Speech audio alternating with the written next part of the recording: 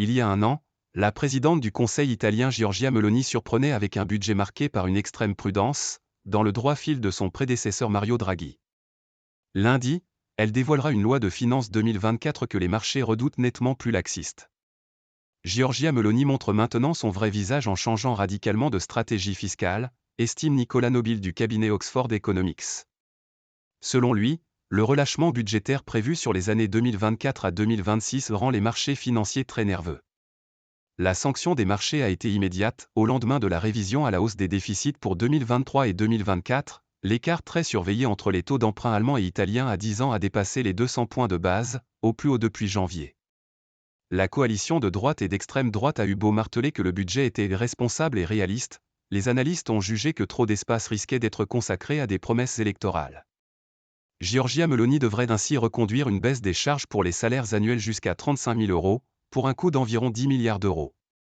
Et, priorité pour celle qui se décrit comme une mère chrétienne, elle compte soutenir davantage les familles nombreuses. À l'approche des élections européennes en juin, la chef du parti post-fasciste Fratelli d'Italia est confrontée aux pressions de son encombrant coéquipier, le patron de la Ligue et extrême droite, Matteo Salvini, qui pousse à la dépense pour capter des votes. Mais Giorgia Meloni freine son vice-président du Conseil.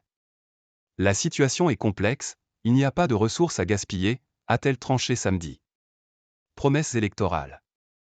Quant au ministre de l'économie, Giancarlo Giorgetti, l'un des représentants les plus modérés et pro-européens de la Ligue, il ne cache pas sa nervosité. Ce qui me fait peur, ce ne sont pas les avis de la Commission européenne, mais ceux des marchés qui achètent la dette publique. Tous les matins, je me réveille et j'ai un problème, je dois vendre de la dette publique et je dois convaincre les gens d'avoir confiance, a-t-il reconnu à la mi-septembre.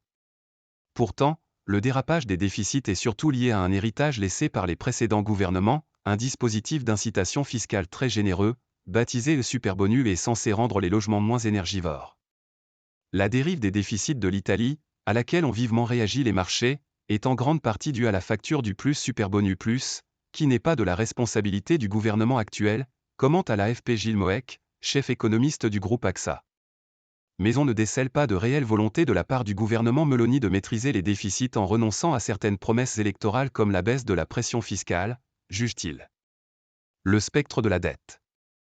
Le gouvernement a relevé sa prévision de déficit public pour 2024 de 3,7% du PIB à 4,3%, ouvrant la voie à un endettement supplémentaire de 15,7 milliards d'euros pour financer de nouvelles mesures d'un coût global de 23 à 25 milliards. Conséquence, l'énorme dette de l'Italie ne devrait diminuer qu'à la marge, le ratio passant de 140,2% du PIB en 2023 à 139,6% en 2026. Parmi les mesures phares devrait figurer la fusion des deux premières tranches d'impôts pour faire bénéficier les revenus annuels jusqu'à 28 000 € d'un taux allégé de 23% au lieu de 25%. Selon M. Giorgetti, c'est un premier pas vers un impôt unique pour tous, l'une des principales promesses électorales de la coalition. En outre, les entreprises qui embauchent et renoncent à verser des dividendes devraient voir leur impôt sur les bénéfices des sociétés réduit de 24% à 15%.